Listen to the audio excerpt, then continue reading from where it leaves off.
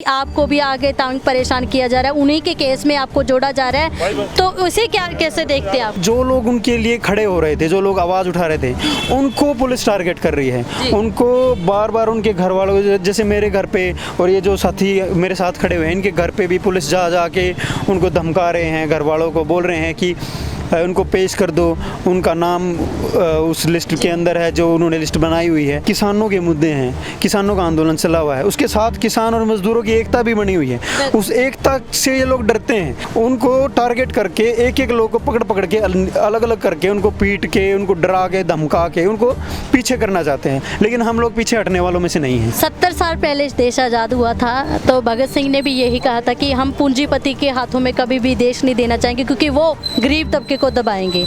आप भी वही सोच लेके चल रहे हैं। जो स्टूडेंट है, कॉलेज यूनिवर्सिटी आपने बंद कर दी, नौकरियां मिल नहीं रही है, माँ बाप, उसके पिताजी लड़ रहे हैं कि भी मेरी ज़मीन की लड़ाई है, और उसका बेटा लड़ रहा है कि उसके लिए नौकरी की लड़ाई, तो बाप बेटे की इकट्ठी लड़ाई है। ये तो तब तक ये लोग इकट्ठे रहेंगे जब तक ये टेंट यहाँ पे गड़े हुए हैं, इनकी छाती पे टेंट गड़े हुए हैं। असल में इनको नींद नहीं आ रही रात को, मतलब रात को तारे दिखा दिए हैं इन्होंने। लोकतंत्र यहाँ पे न मजदूर के लिए है, न किसान के लिए, गरीब आदमी के लिए तो बिल्कुल नहीं है। अमीर वर्ग के लिए, जो शोषक वर्ग है, उनके लिए लोकतंत्र है, और किसी के लिए लोकतंत्र यहाँ पे नहीं है।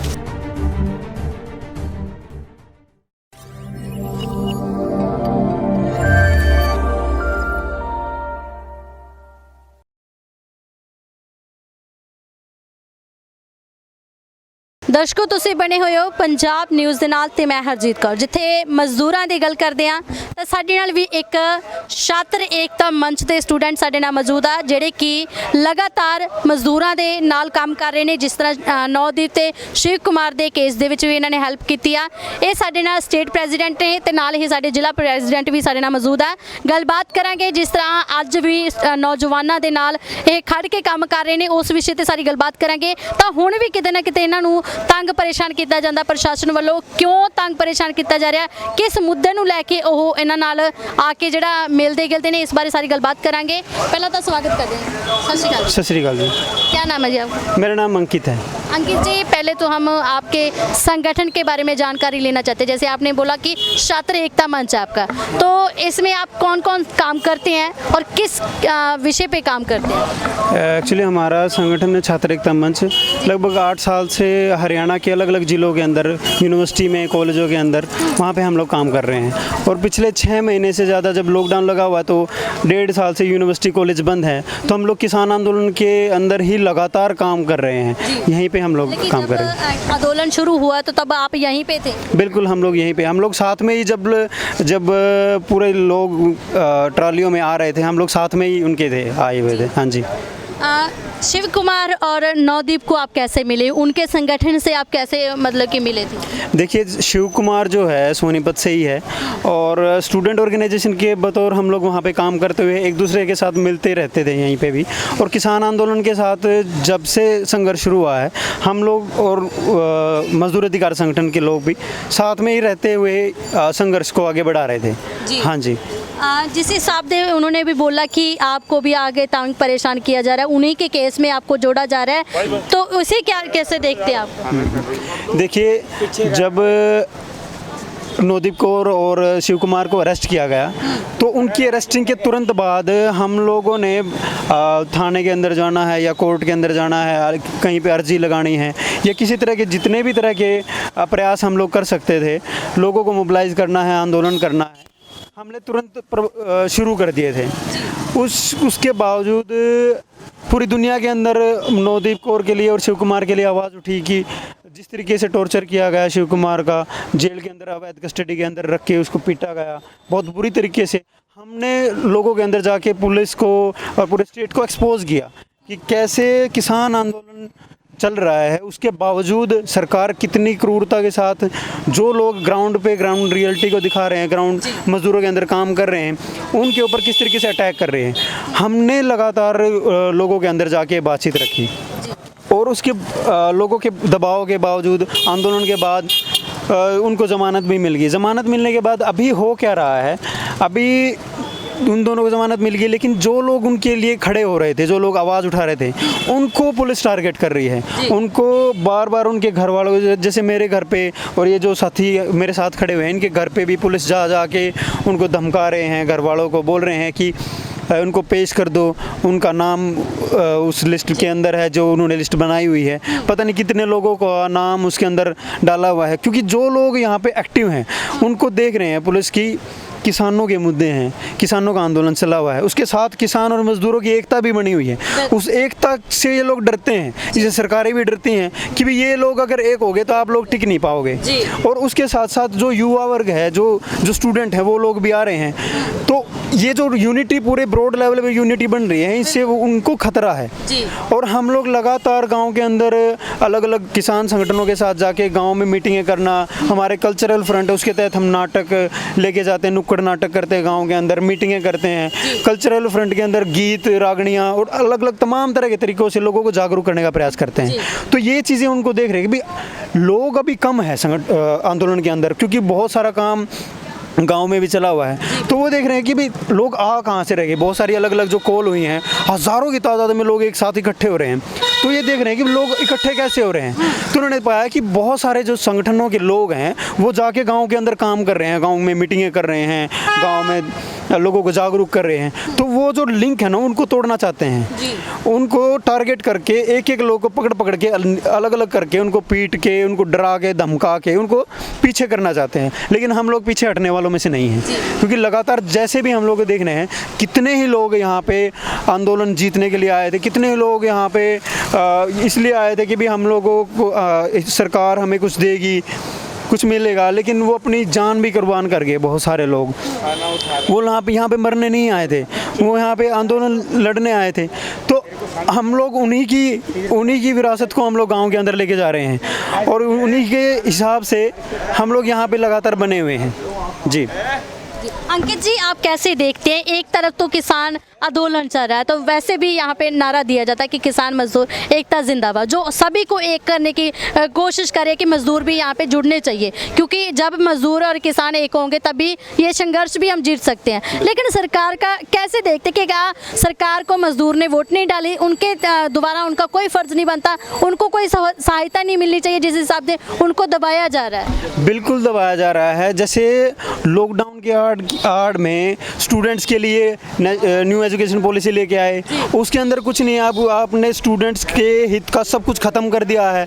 मजदूरों के लिए आप लेबर कोड के अंदर संशोधन कर दिया, 44 श्रम कानून थे उनको खत्म करके आपने 4 लेबर कोड कर दिया। उस 4 लेबर कोड में आपने यूनियन बनाने का अधिकार था वो खत्म कर दिया, आपने इकट्ठा होने का अधिकार था वो खत्म कर दिया। मजदूर जो है वो अपनी इतनी मेहनत करने के बावजूद 2 वक्त की रोटी वो जुटा नहीं पा रहा है। और फैक्ट्री के अंदर अगर वो जा रहा है तो वो यूनियन बनाने के लिए तो नहीं जा रहा है, वो अपना पेट पालने के लिए, घर पालने के लिए जा रहा है। वहाँ पे उसको कोई सुविधा नहीं मिल रही है, उसको लाइट प्रॉपर नहीं मिल रही है, उसको ब्रेक नहीं मिल रहा है, उसको छुट्टियाँ नहीं मिल रही हैं, उसको वर्किंग जो हावर्स होते हैं वो बहुत ज़्यादा बढ़ा दिए हैं। 12 घंटे का कानून कर दिया। जो 8 घंटे काम, 8 घंटे आराम और 8 घंटे मनोरंजन का जो कानून लड़के लिया था वो ख़त्म कर दिया है। तो आप कैसे बोल सकते हो कि भी ये जो लोग हैं, ये लोग मज़दूरों के लिए, आम जनता के लिए काम कर रहे हैं? तो इस तरीके से लगातार हमले कर रहे हैं, छात्रों के ऊपर भी, किसानों के ऊपर भी और मज़दूरों के ऊपर भी। तो क्या ये लोग लगातार हमले इस तरीके से कर रहे हैं कि भी ये लोग जिए ना, ज़िंदगी भी इनकी सांस से भी वो पैसे में मिले इनको। इस तरीके से हमले लगातार बढ़ रहे हैं। हम लोग इनका मतलब विरोध ही कर रहे हैं हम लोग। हाँ जी। 70 साल पहले देश आज़ाद हुआ था तो भगत सिंह ने भी यही कहा था कि हम पूंजीपति के हाथों में कभी भी देश नहीं देना चाहेंगे, क्योंकि वो गरीब तबके को दबाएंगे। आप भी वही सोच लेके चल रहे हैं, नौजवानों को देख रहे हैं। पहले तो यूनिवर्सिटी, कॉलेज और स्कूल बंद हो गए। अगर जो कोई छात्र कोई इस किसानी आंदोलन के प्रति अपनी जागरूकता दिखाता है तो उसको भी दबाया जाता है। कैसे देखते हैं इस चीज़ को, जो कामना भगत सिंह ने की थी, लेकिन आज 70 साल बाद भी हम देश आज़ाद होने की कल्पना नहीं कर सकते, क्योंकि अब भी जड़ा कि आप कह सकते हैं कि एक किसान, मजदूर या कोई भी वर्ग है, एक गुलामी की निशानी उन्होंने दिख रही है। बिल्कुल। देखिए, जैसे जब किसान आंदोलन शुरू हुआ तो इसकी एक खासियत है, इस किसान आंदोलन के अंदर मजदूर भी आ रहे हैं, महिलाएं भी आई, पहली बार ऐसा हो रहा है, और छात्र छात्राएं, बहुत सारे अलग अलग जो क्लास के लोग यहाँ पे मिल के आ रहे हैं। तो हमें बोला गया, महिलाओं को बोला गया कि किसान आंदोलन के अंदर महिलाओं का क्या काम है, उनको तो घर पे संभालना चाहिए, बुजुर्गों का क्या काम है यहाँ पे। जिन लोगों ने अपनी पूरी ज़िंदगी ज़मीन पे लगा दी वो उनसे ज़मीन छिन जाएगी तो उनके पास क्या बचेगा। तो जो स्टूडेंट है, कॉलेज यूनिवर्सिटी आपने बंद कर दी है, नौकरियां मिल नहीं रही है, माँ बाप उसके पिताजी लड़ रहे हैं कि भी मेरी ज़मीन की लड़ाई है, और उसका बेटा लड़ रहा है कि उसके लिए नौकरी की लड़ाई, तो बाप बेटे की इकट्ठी लड़ाई है ये तो। और उसकी जो महिलाएं हैं वो लगातार खेतों में भी काम करती हैं, घरों में भी काम करती हैं, तो कंधे से कंधा मिला के हम लोग लड़ रहे हैं यहाँ पे।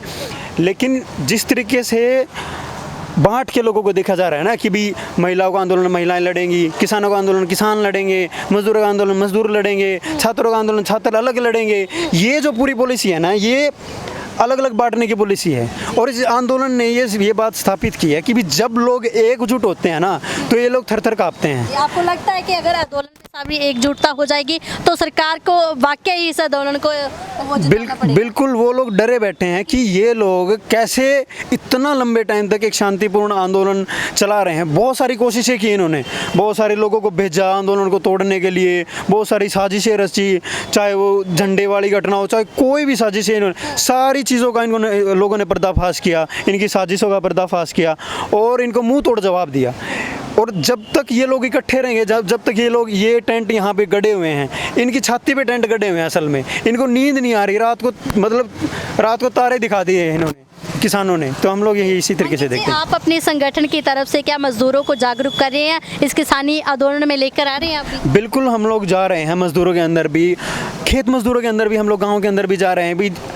मजदूरों के पास जैसे ये 3 कानून अगर लागू है ना, तो सबसे ज़्यादा जो अटैक है, जो पहले जो अटैक होगा मजदूर के ऊपर होगा, उनकी रसोई जो है, रसोई के ऊपर अटैक होगा। दाल, चीनी, चावल, तेल, सारी चीज़ें महंगी हो जाएंगी लगातार, क्योंकि उनको खरीदना पड़ेगा सारी चीज़ें, और जितनी जमाखोरी बढ़ेगी वो महंगाई बढ़ेगी, तो सब सीधे तौर पर उनके ऊपर अटैक है। हम लोग इसी तरीके से मजदूरों के अंदर हम लोग जा रहे हैं। आप जान चुके हैं सब कुछ? बिल्कुल, हम लोग बहुत अच्छे तरीके से, हम लोग एक नाटक भी इस पर तैयार किए हैं और लगातार हम लोग गाँव के अंदर जा रहे हैं। आपका क्या नाम है? मेरा नाम साहिल है। साहिल जी, क्या इस किसानी आंदोलन के प्रति आपका क्या विचार है? जिस हिसाब से आपने बोला कि हम पहले से यहाँ पे जुड़े हुए हैं, तो मजदूरों को भी साथ में लेके आ रही हो फिर?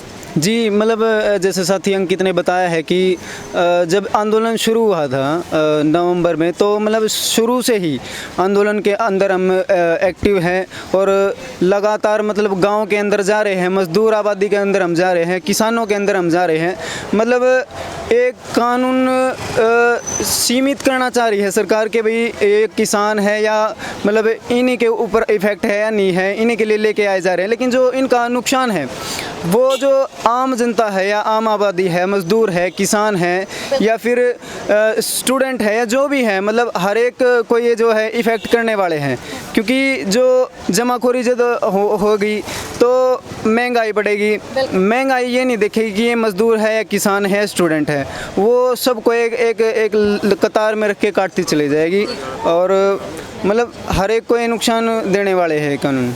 जैसे अंकित ने बोला कि पुलिस प्रशासन हमें कैसे तंग करिए, तो आपके भी घर में जाकर छापे मार रही है, आपको भी तंग परेशान किया जा रहा है? जी, मतलब अभी जैसे नवदीप कौर और शिव कुमार को जैसे जनवरी में अरेस्ट किया गया था और लगभग मेरे ख्याल से 12 जनवरी की ये घटना है। तो उसके बाद लगातार जैसे हमने इनके मुद्दे को उठाना शुरू किया कि भाई ये लोग मजदूरों की आवाज़ उठा रहे थे और कुछ गलत नहीं कर रहे थे, तो इनके मुद्दों को जैसे लगातार उठाना शुरू किया। और शिव कुमार तो बेसिकली जैसे मेरे गांव से है और बचपन से मैं उसको जानता हूं, तो कैसे कैसे मतलब शिव कुमार संगठन के अंदर आए हैं और कैसे कैसे लड़ाई अपने मजदूरों के अंदर जारी रख रहे हैं।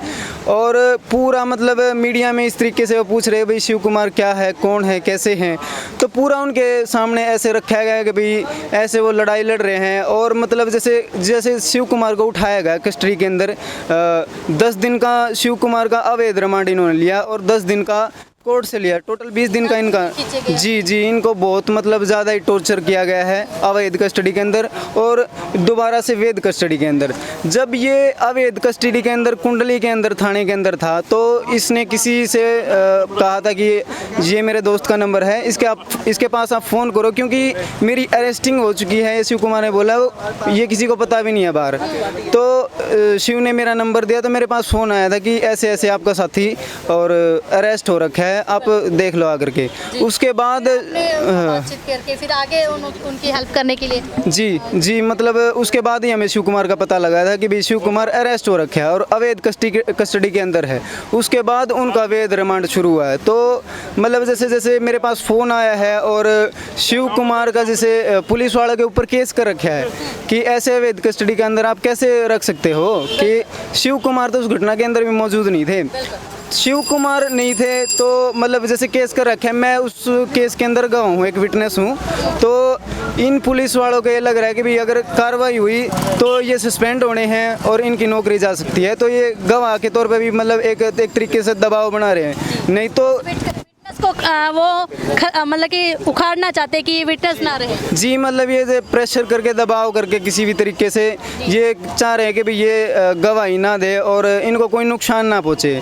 मतलब उस घटना को 5 महीने से फालतू हो चुके हैं। 12 जनवरी से अब तक मैं किसान आंदोलन से मतलब शुरू से हूँ, यहाँ पे हूँ, घर पे भी मतलब ना के बराबर ही गया हूँ। तो ना तो मेरा फ़ोन ऑफ है, ना मैं छुपता छुपाता भाग रहा था पुलिस से। मेरे को पता ही नहीं था, क्योंकि मेरे को तो पता था ना मैं घटना के अंदर शामिल नहीं हूँ। मैं कोर्ट के अंदर, थानों के अंदर, पुलिस के अंदर हर तरीके से शामिल रहा। अगर उनको ये था कि भाई ये शामिल है उस घटना के अंदर, उस कार्रवाई के अंदर जो पुलिस वालों के साथ जो वारदात हुई थी, तो वो मेरे को उठा लेते बिना पूछे। लेकिन एकदम से ऐसे आ गए कि भाई घर पहुंच गए और घर पे मेरी माँ अकेली थी। उनको दिखाया कि पूरी फाइल तैयार कर रखी है, कि मेरा फ़ोटो उसके अंदर लगा रखा है और ऐसे मतलब तैयार कर रखा है कि आपका लड़का ऐसे ऐसे उस घटना के दौरान था। मतलब एकदम से मेरे को तो मतलब एकदम से पता ही नहीं था। फिर बाद में ये पता लगा कि भाई घर पे वो गए हैं अरेस्ट करने के लिए और पेश करने का दबाव बना रहे कि भाई या तो पेश करो, नहीं तो आपके उठा के ले जाएंगे। वो घर पे ये बोल करके गए हैं। कैसे देखते हैं कि लोकतंत्र की बात की जाती है लेकिन अपनी आवाज़ और अपनी बात रखने का भी यहाँ पे हमें हक नहीं मिला। जी मतलब लोकतंत्र तो क्या ही बोल रहे हैं इसको। मतलब देश के अंदर लोकतंत्र का मतलब ही क्या है कि अपनी बात को रख सके, या कोई गलत हो रहा है मेरे साथ, मैं खुला आपको बोल सकता हूँ कि मेरे साथ ये हो रहा है, या कहीं पर भी जा करके कुछ भी कर सकता हूँ। लेकिन लोकतंत्र यहाँ पे ना मजदूर के लिए, ना किसान के लिए, गरीब आदमी के लिए तो बिल्कुल नहीं है। अमीर वर्ग के लिए, जो शोषक वर्ग है, उनके लिए लोकतंत्र है और किसी के लिए लोकतंत्र यहाँ पे नहीं है।